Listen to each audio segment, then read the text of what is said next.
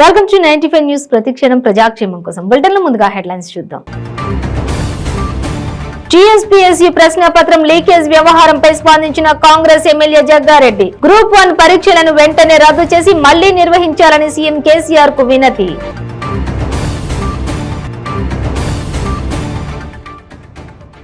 ఐశ్వరావుపేటలో ఉన్న సూర్య పబ్లిక్ స్కూల్లో కీచక ఉపాధ్యాయుడు. 10వ తరగతి బాలికపై 3 నెలలుగా లైంగిక వేధింపులకు పాల్పడుతున్న ప్రిన్సిపల్ రాంబాబు. అచ్చంపేట బంద్లో పాల్గొన్న ఎంఆర్పీఎస్ వ్యవస్థాపక అధ్యక్షులు మందకృష్ణ మాదిగ. గురుకుల పాఠశాలలో చదువుతున్న నిఖితను హత్య చేసి ఆత్మహత్యగా చిత్రీకరిస్తున్నారని ఆరోపణ.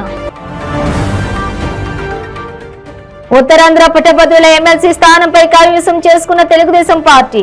2వ ప్రాధాన్య ఓట్లతో విజయం సాధించిన అభ్యర్థి చిరంజీవిరావు. డీటెయిల్స్ చూస్తే తెలంగాణలో సంచలనం సృష్టించిన టీఎస్పీఎస్సీ ప్రశ్నపత్రం లీకేజ్ వ్యవహారంపై తాజాగా కాంగ్రెస్ ఎమ్మెల్యే జగ్గారెడ్డి స్పందించారు. గ్రూప్ 1 పరీక్షలను వెంటనే రద్దు చేసి వీటిని మళ్లీ నిర్వహించాలని సీఎం కేసీఆర్ ని కోరారు. టీఎస్పీఎస్సీలో ఉద్యోగం చేస్తున్న ప్రవీణ్ గ్రూప్ 1 పేపర్ ను లీక్ చేసినట్టు నిర్ధారణ అయిందన్నారు.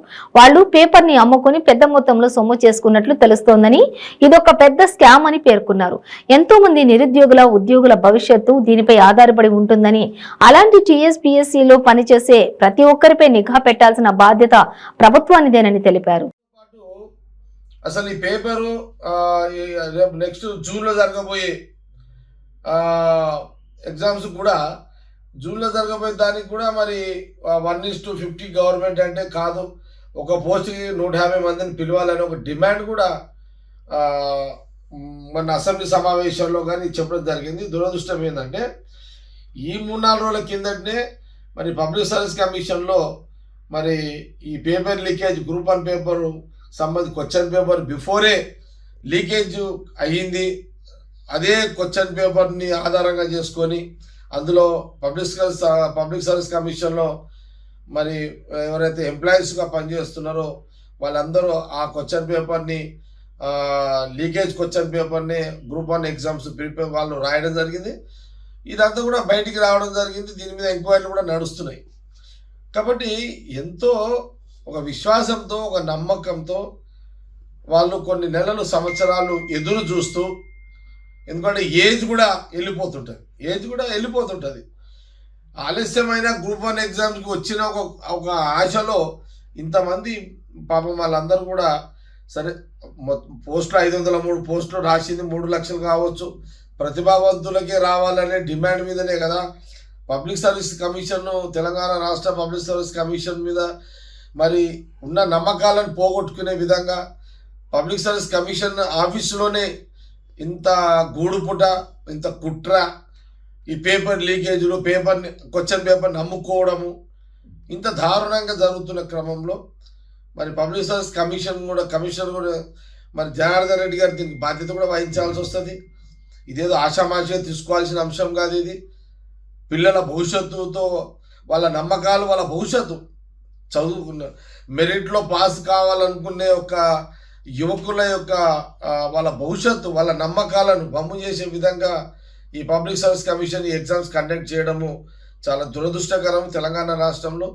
దీనికి ప్రభుత్వం పూర్తిగా బాధ్యత వహించాల్సిన అవసరం ఉన్నది. కాబట్టి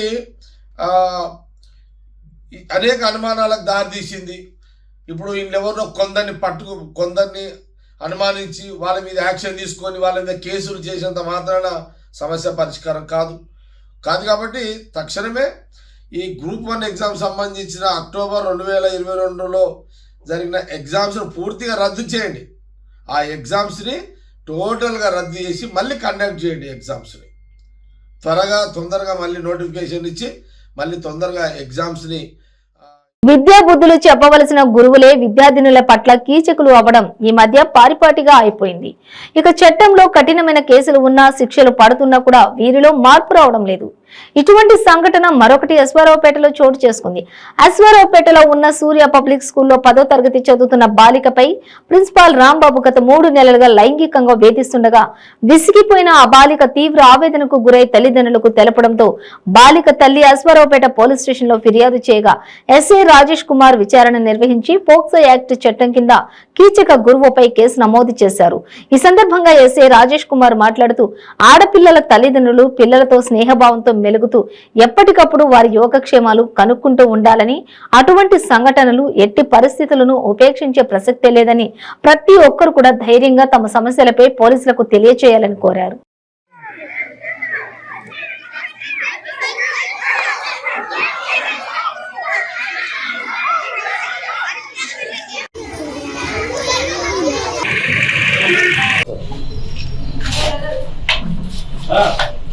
అశ్వారావుపేటలోని సూర్యోదయ స్కూల్లో 10th క్లాస్ విద్యార్థులతో అసభ్యకరంగా ప్రవర్తిస్తున్నటువంటి ప్రిన్సిపాల్పై విద్యార్థిని యొక్క తల్లి ఫిర్యాదుపై కేసు నమోదు చేసింది పోక్సో చట్టం.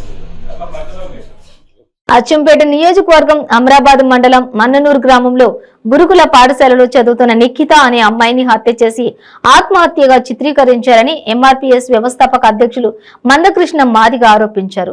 మందకృష్ణ మాదిగ అచ్చంపేట బంధు పిలుపు మేరకు అఖిలపక్ష నేతలు ఉదయాన్నే పట్టణంలోని ప్రధాన రహదారుల గుండా కలిగి తిరుగుతూ వ్యాపార సముదాయాలను మోయించి నిరసనలు వ్యక్తం చేశారు. నిఖిత మరణానికి నిరసనగా అఖిలపక్షం ఆధ్వర్యంలో పెద్ద ఎత్తున ర్యాలీ నిర్వహించి అంబేద్కర్ కూడలి వద్ద మందకృష్ణ మాదిగ చేపట్టిన ధర్నాకు అఖిల పక్ష నేతలు మద్దతు తెలిపారు. ఈ సందర్భంగా మందకృష్ణ మాదిగ మాట్లాడుతూ విద్యార్థిని నిఖిత మృతికి కారకులైన వారిని వెంటనే శిక్షించాలని, బాధిత కుటుంబానికి న్యాయం జరిగే వరకు పెద్ద ఎత్తున పోరాటాలు కొనసాగిస్తామని ఆయన హెచ్చరించారు. ఈ ఘటనపై హైకోర్టు మెజిస్ట్రేట్ పూర్తి స్థాయిలో విచారణ జరిపించాలని ఆయన కోరారు.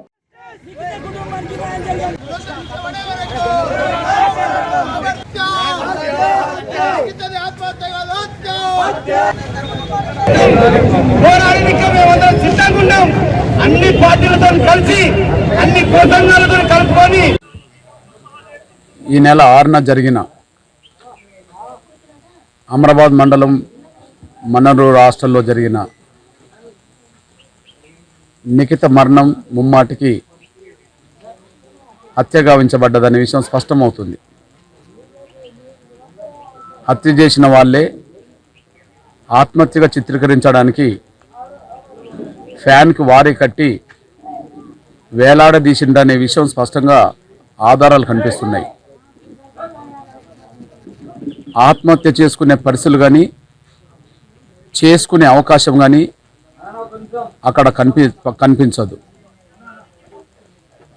ఫ్యాన్కు ఆమె నిజంగా తమే ఊరేసుకుంటే ఆమె టేబుల్ మీద ఎక్కి నిలబడి ఫ్యాన్ను కట్టుకోవాలన్న కూడా అందడానికి అవకాశం లేని పరిస్థితులు. 2 ఎవరో కట్టి వేలాడదీసిండనే విషయంకి గుర్తుగా 9, 10వ నంబర్కి సంబంధించిన చెప్పుల గుర్తులు టేబుల్ మీద ఉండడం మట్టితో కూడిన. 3వది ఆమె కన్నతకు గాయం ఉండడం. హాస్టల్లో అసాంఘిక కార్యక్రమాలు జరుగుతున్నట్టుగా సమాచారం ఉన్నది. ఇప్పటికే సోషల్ మీడియాలో ప్రచారం జరిగింది. 2 టీచర్ల మధ్యలో ఉండబడే అక్రమ సంబంధం, స్కూల్ గదిలో వాళ్ళు ఉండంగా అనుకోకుండా పోయిన నిఖిత చూడడం వల్లనే ఆమె మీద దాడికి పాల్పడడం వల్ల అకస్మాత్తుగా చనిపోవడమో స్పృహ కోల్పోయిన తర్వాతనే ఆమెను ఫ్యాన్కు వేలాడదీసిండనే విషయం స్పష్టంగా రుజువుతుంది. దీన్ని కప్పిపుచ్చుకోవడానికి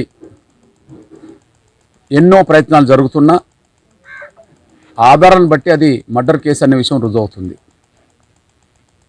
మేము సూటిగా డిమాండ్ చేస్తున్నాం. ముందు అక్కడ ఎవరెవరి మధ్యలో అక్రమ సంబంధాలు ఉన్నాయో వాటిని నిగ్గు తేల్చాల్సిందే.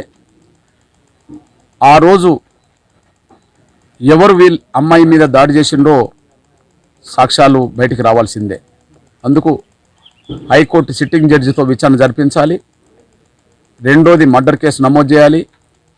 3వది ఇంట్లో పోలీసులు కుమ్మక్కైండ్రు అనడానికి, డాక్టర్ వ్యవస్థ కూడా కుమ్మక్కైండ్రు అనడానికి అది రాజకీయ పలుకుబడితో కావచ్చు లేదా డబ్బుతో కావచ్చు నిందితులు వాళ్ళను పోలీసులను అదే సమయంలో డాక్టర్లను కూడా వాళ్ళకు అనుకూలంగా మలుచుకునే ప్రయత్నం చేసిండ్రు అనడానికి రుజువులు ఉన్నాయి.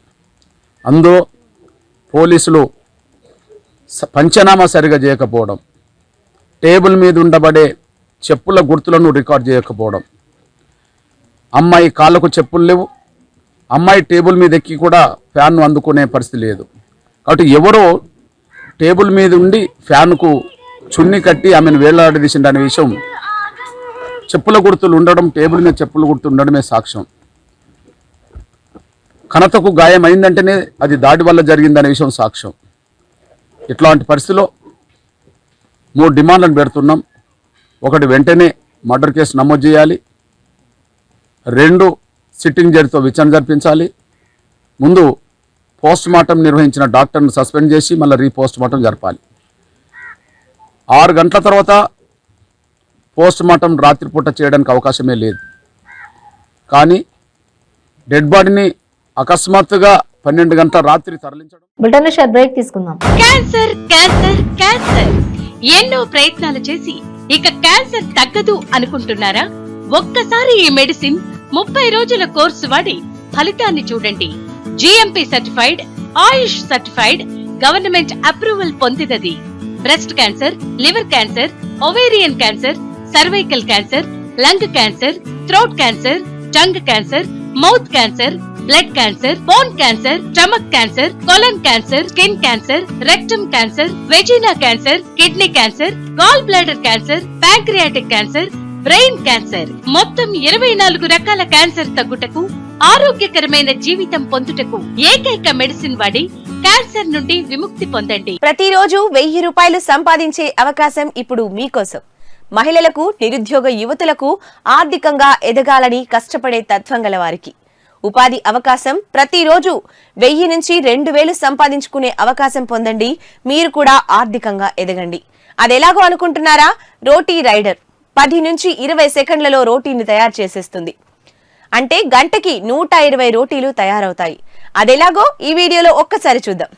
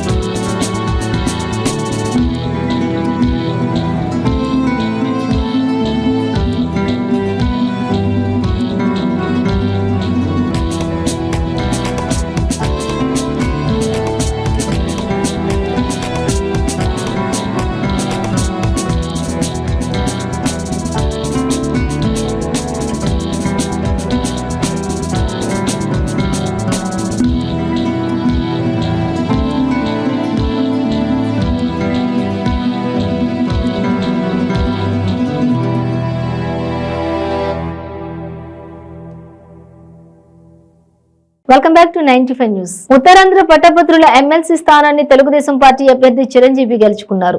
2 ప్రాధాన్య ఓట్లతో విజయం దక్కించుకున్నారు.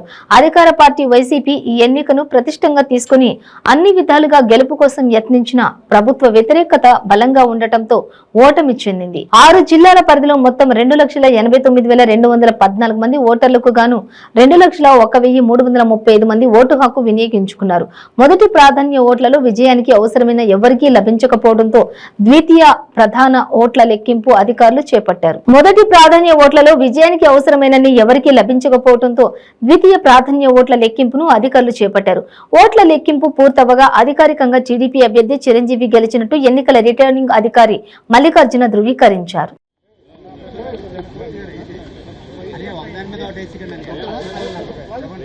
సార్ చెప్పండి సార్, మొదటి ప్రాధాన్యత ఓటులో మీకు ఎన్ని ఓట్లు వచ్చాయి? ఇప్పుడు రెండో ప్రాధాన్యత వెళ్లాల్సిన అవసరం ఉందా మీ వరకు? సుమారు 2,01,335 ఓట్లు పోలయ్యాయి. అందులో కోటా అంటే మొదటి ప్రాధాన్యత ఓట్లో గెలవాలి అంటే అభ్యర్థికి కోటా రావాలి. చెల్లుబాటు అయిన ఓట్లని 2తో భాగించి వచ్చిన దానికి 1 కలిపితే దాన్ని కోటా అని అంటాం. సో ప్రస్తుతం 94,510 ఓట్లు అభ్యర్థికి వస్తే మొదటి ప్రాధాన్యత ఓటుతో గెలవచ్చు.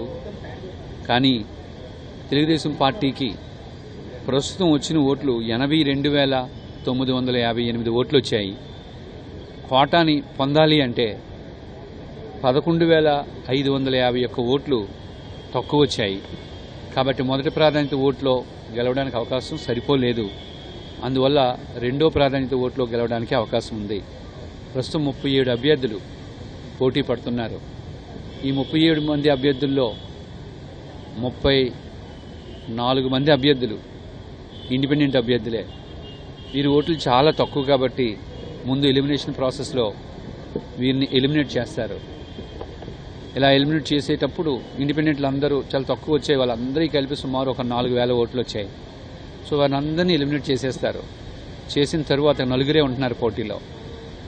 1 బీజేపీ, 2 పీడీఎఫ్, 3 వైసీపీ, 4 టీడీపీ. ఈ 4లో బీజేపీకి సుమారు 10,000 ఓట్లు వచ్చాయి. ఆ నెక్స్ట్ స్టెప్లో బీజేపీ ఓట్లు ఎలిమినేట్ అవుతాయి. ఎలిమినేట్ అయిన తర్వాత అందులో రెండో ప్రాధాన్యతని మిగతా 3కి టీడీపీకి, వైసీపీకి, పీడీఎఫ్కి డిస్ట్రిబ్యూట్ చేస్తారు. డిస్ట్రిబ్యూట్ చేసినప్పటికీ ఎవరికి కోటా రాదు. ఎందుకంటే 10,000 ఓట్లు అక్కడ ఉన్నాయి. ఇక 3 ఉంటారు పోటీలో. 1 టీడీపీ, 2 వైసీపీ, 3 పీడీఎఫ్ ఉంటుంది. ఈ 3లో తక్కువ ఓట్లు వచ్చింది పీడీఎఫ్. సో ఇక ఆ దశలో పీడీఎఫ్ ఓట్లు ఎలిమినేట్ చేస్తారు. సో ఆ పీడీఎఫ్ ఓట్లు ఎలిమినేట్ చేసిన తర్వాత అందులో రెండో ప్రాధాన్యత ఓట్లు మిగతా 2కి అంటే టీడీపీకి, వైసీపీకి డిస్ట్రిబ్యూట్ చేస్తారు. అలా డిస్ట్రిబ్యూట్ చేసినప్పుడు ముందుగా ఎవరైతే కోటాని పొందుతారో, కోటా అంటే ముందు చెప్పానండి 94,510 ఓట్లు ఎవరైతే పొందుతారో వారు గెలుస్తారండి. అయితే ప్రస్తుతానికి నాకు వైసీపీకి టీడీపీకి, వైసీపీకి సుమారు 27,000. టీఎస్పీఎస్సీ విచారణ జరిపి బాధ్యులపై చర్యలు తీసుకోవాలని టీఎస్పీఎస్సీ కార్యాలయంలో చైర్మన్ జనార్దన్ రెడ్డికి వివరణ ఇవ్వాలని వైఎస్ఆర్టీపీ భావించింది. అయితే టీఎస్పీఎస్సీ ముట్టడికి బయలుదేరిన షర్మిలను పోలీసులు అడ్డుకోవడంతో ఇదే క్రమంలో పోలీసులకు షర్మిలకు మధ్య తీవ్ర వాగ్వాదం చోటు చేసుకుంది. దీనిలో భాగంగానే వైఎస్ షర్మిలను ఉదయం నుంచే పోలీసులు హౌస్ అరెస్ట్ చేశారు. దీంతో లోటస్ బ్యాండ్ వద్ద భారీగా పోలీసులు మోహరించడంతో ఉద్రిక్తమైన వాతావరణం నెలకొంది. టీఎస్పీఎస్సీ అధికారులకు వివరణ ఇవ్వడానికి ఎందుకు వెళ్లనివ్వడం లేదని పోలీసులపై షర్మిల ఆగ్రహం వ్యక్తం చేసింది. గతంలో జరిగిన సంఘటనను దృష్టిలో ఉంచుకుని బయటకు వెళ్లనివ్వడం లేదంటూ పోలీసులు తెలిపారు. ఏమైనా చేయాలనుకుంటే ఇంటి వద్ద నుంచే చేయాలని పోలీసులు సూచించారు. ఈ క్రమంలోనే వైఎస్ఆర్టీపీ కార్యకర్తలకు తోపులాట జరిగింది. వైఎస్ఆర్టీపీ టీఎస్పీఎస్సీ బాధితులకు అండగా ఉంటామని, ప్రభుత్వం న్యాయం చేసే వరకు పోరాడతామని షర్మిల తెలిపారు.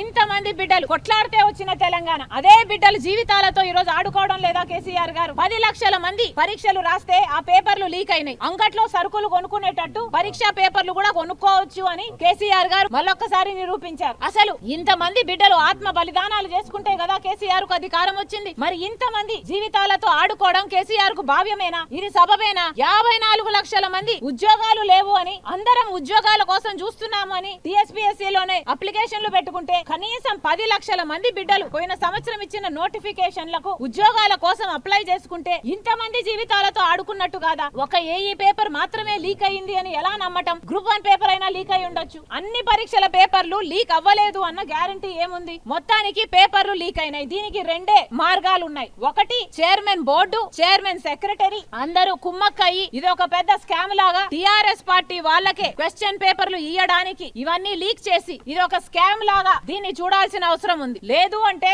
ఒక ఉద్యోగి దీన్ని సిస్టమ్ ను హ్యాక్ చేసి మరి ఈ క్వశ్చన్ పేపర్లను రాబట్టాడు అంటే మరి అలాంటప్పుడు ఐటీ హబ్ అని చెప్పుకుంటున్నారు కదా. కేసీఆర్ గారి కొడుకు కేటీఆర్ ఐటీ మినిస్టర్ కదా. మరి అలాంటప్పుడు ఇంత సులభంగా హ్యాక్ అయితే, ఇంత సులభంగా కాపీ చేసుకోగలిగితే ఇక మరి ఐటీ సిస్టమ్ ఏమున్నట్టు, మీరు ఏం పని చేస్తున్నట్టు? కేసీఆర్ గారు ఆయన బిడ్డకు లిక్కర్ స్కామ్ లో ఇరుక్కుంటే ఆమెను కాపాడడానికి ఇన్ని తిప్పలు పడుతున్నారే. మీ బిడ్డకైతే అంతగా స్పందించారే, అంతగా రివ్యూ మీటింగ్లు పెడుతున్నారే, కేబినెట్ మీటింగ్లు పెడుతున్నారే. మీరు పెట్టాల్సిన ధ్యాస ఎక్కడ? ముఖ్యమంత్రిగా మీకు పదవి ఇచ్చింది ఎందుకు? మీ బిడ్డను కాపాడుకోవడానికా? కనీసం 10 లక్షల మంది పరీక్షలు రాసుంటారే, వాళ్ళందరికీ భరోసా కల్పించాల్సిన అవసరం లేదా కేసీఆర్ కు? వైఎస్ఆర్ తెలంగాణ పార్టీ సూటిగా ప్రశ్నిస్తుంది. ఏమి యాక్షన్ తీసుకుంటున్నారు? సిబిఐ ఎంక్వైరీ వేయాల్సిందే. అసలు మీ చేతుల్లో ఉన్న దర్యాప్తు సంస్థ చేత మళ్ళీ మీరు ఎంక్వైరీ చేపిస్తే ప్రజలకు ఎలా కాన్ఫిడెన్స్ వస్తుంది? తప్పు చేసిందే మీరైనప్పుడు, ఆరోపణలు ఉన్నది మీ మీద అయినప్పుడు మీ దర్యాప్తు సంస్థ సిట్టు చేస్తే మాత్రం, పోలీసులు చేస్తే మాత్రం ఏం కాన్ఫిడెన్స్ ఉంటుంది ప్రజలకు? అందుకే సిబిఐ ఎంక్వైరీ జరగాల్సిందే, లేదా సిట్టింగ్ జడ్జి తో ఒక ఎంక్వైరీ జరపాల్సిందే. కడప, అనంతపురం, కర్నూలు జిల్లాల ఉపాధ్యాయ ఎమ్మెల్సీగా ఎంవి రామచంద్రారెడ్డి విజయం సాధించారు. అనంతపురం నగరంలోని జేఎన్టీయూ కళాశాలలో కడప, అనంతపురం, కర్నూలు జిల్లాల ఉపాధ్యాయ నియోజకవర్గ ఎమ్మెల్సీ ఎన్నికల కౌంటింగ్ లో భాగంగా గురువారం ఉదయం 8 గంటల నుంచి ఓట్ల లెక్కింపు చేపట్టగా శుక్రవారం తెల్లవారుజామున 4 గంటల వరకు నిర్వహించారు. మొదటి ప్రాధాన్యత ఓట్ల లెక్కింపులో ఏ అభ్యర్థికి సరైన మెజారిటీ దక్కకపోగా అనంతరం ఎలిమినేషన్ ప్రక్రియ చేపట్టి 169 ఓట్ల తేడాతో ఎంవి రామచంద్రారెడ్డి వైసీపీ మద్దతుగా గెలిచినట్లుగా జాయింట్ కలెక్టర్ కేతన్ గర్గ్ ప్రకటించారు.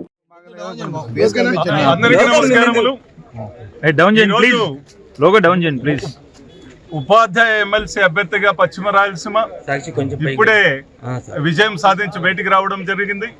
నిజంగా ఈ విజయానికి దోహదపడినటువంటి ముఖ్యమంత్రి వర్యులు జగన్మోహన్ రెడ్డి గారికి మరియు ఎమ్మెల్సీ కల్పలత గారికి, ప్రైవేట్ సెక్టర్ ఎంటైర్ నా మిత్రులందరూ కూడా బాగా కష్టపడ్డారు. ప్రైవేట్ సెక్టార్లో వాళ్ళందరికీ 36 సంఘాలు కూడా అందరూ కూడా కష్టపడ్డారు. వాళ్ళందరికీ మరియు మిత్రులకు, శ్రేయోభిలాషులకు అందరికీ కూడా హృదయపూర్వక కృతజ్ఞతలు తెలియజేస్తున్నాను. ఈరోజు నిజంగా ఉపాధ్యాయులు ప్రభుత్వం మీద చాలా వ్యతిరేకత ఉండాలి అని ఊరిక చెప్పడం ఇది వ్యతిరేకత లేదు అనేటటువంటి నిదర్శనంగా ఈరోజు విజయం సాధించడం జరిగింది. కాబట్టి రాబోయేటటువంటి రోజుల్లో ఉపాధ్యాయులందరికీ తప్పనిసరిగా వాళ్ళు ఉండేటటువంటి సమస్యలన్నిటినీ పరిష్కరించి ప్రభుత్వానికి ఉపాధ్యాయులకు మధ్య ఒక వారధిగా నిలబడి అన్ని సమస్యలు పరిష్కరిస్తానని, నాకు ఇంత విజయాన్ని అందించినటువంటి అన్ని సంఘాలకు, శ్రేయోభిలాషులకు అందరికీ కూడా హృదయపూర్వక కృతజ్ఞతలు తెలియజేస్తూ సెలవు తీసుకుంటారు. సాంఘిక సంక్షేమ శాఖ మంత్రి మేరుగు నాగార్జున అసెంబ్లీలో దళితుల పట్ల వైఎస్ఆర్సీపీ ప్రభుత్వం ప్రవేశపెట్టిన సంక్షేమ పథకాలపై సుదీర్ఘంగా వివరించారు. సీఎం జగన్ నేతృత్వంలోని వైఎస్ఆర్సీపీ ప్రభుత్వం దళితుల అభ్యున్నతికి 33,625.49 కోట్లు ఖర్చు చేసిందన్నారు. దీన్ని బట్టి దళితుల పట్ల సీఎంకు ఉన్న అంకిత భావం ఏంటో స్పష్టమవుతోందన్నారు. బయట కూడా చాలా మంది మాట్లాడుతూ ఉన్నారు. జగన్మోహన్ రెడ్డి గారు అమ్మఒడి పెట్టారు, ఆసరా పెట్టారు, చేయూత పెట్టారు, అనేక స్కీములు పెట్టారు, నవరత్నాలు అంటున్నారు. ఏమి అందుతా ఉన్నాయి, ఎలా అందుతా ఉన్నాయి అని ప్రతిపక్షాలను మాట్లాడుతూ ఉన్నారు. ఎందుకంటే వాళ్ళ చేతకాల దళితులకు 5 సంవత్సరాల్లో 33,625.49 కోట్లు 5 సంవత్సరాలు వాళ్ళు ఖర్చు పెట్టారు అధ్యక్ష.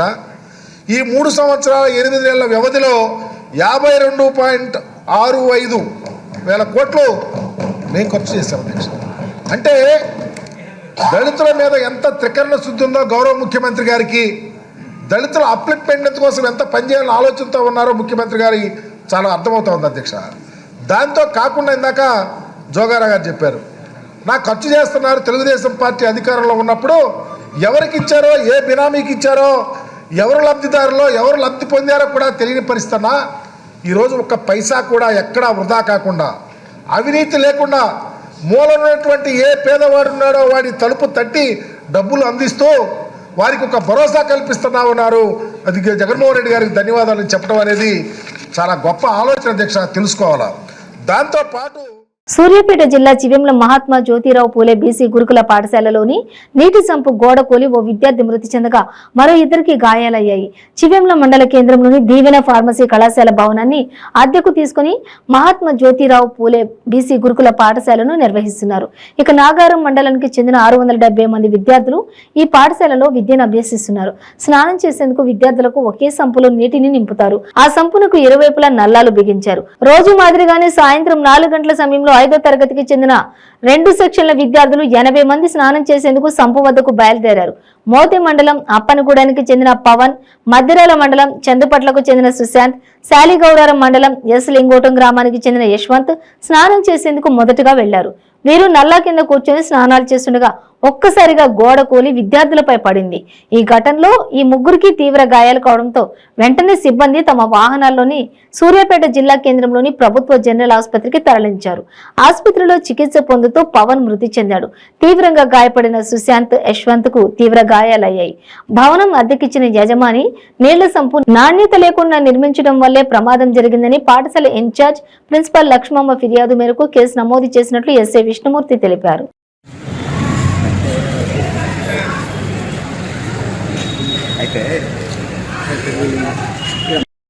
వాయి తీసుకున్నాను అడబెట్టి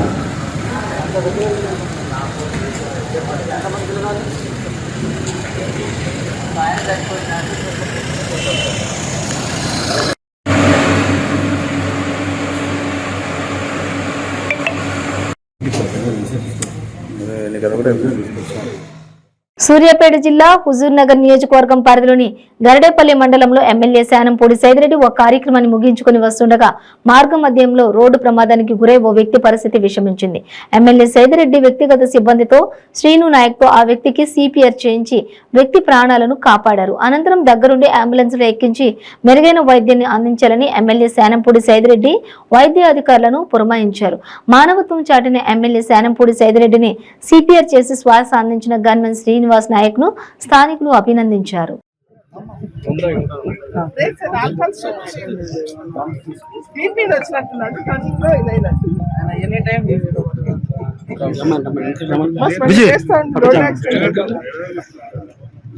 మంది కాదు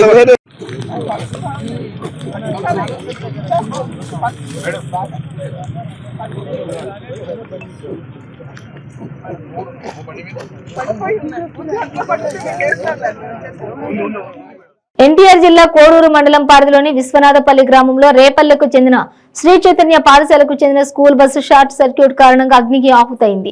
ఆ సమయంలో బస్సులో విద్యార్థులు ఎవరూ లేకపోవడంతో పెను ప్రమాదమే తప్పింది. ఉదయం 7 గంటలకు ఈ సంఘటన జరిగినట్లు సమాచారం. ఉదయం డ్రైవర్ బస్సు స్టార్ట్ చేసే సమయానికి ఒక్కసారిగా మంటలు రావడంతో డ్రైవర్ బస్సులోంచి దిగి వేసి ప్రాణాలు రక్షించుకున్నాడు. ఇక ఆ సమయంలో స్కూల్ బస్సులో విద్యార్థులు ఎవరూ కూడా లేకపోవడంతో హుటాహుటిన అవనిగడ్డ ఇంజన్ సిబ్బంది వచ్చి మంటలను ఆర్పే ప్రయత్నాలు చేశారు. అప్పటికే బస్సు మొత్తం పూర్తిగా కాలిపోయింది. సంఘటన ప్రాంతాన్ని స్థానిక రెవెన్యూ అధికారులు పరిశీలించారు.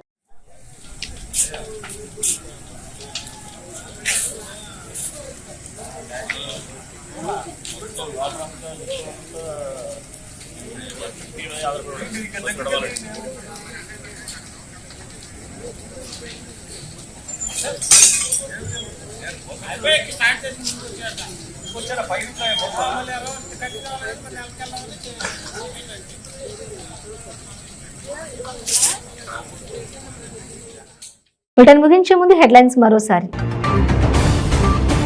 టీఎస్పీఎస్సీ ప్రశ్నపత్రం లీకేజ్ వ్యవహారంపై స్పందించిన కాంగ్రెస్ ఎమ్మెల్యే జగ్గారెడ్డి. గ్రూప్ 1 పరీక్షలను వెంటనే రద్దు చేసి మళ్లీ నిర్వహించాలని సీఎం కేసీఆర్ కు వినతి.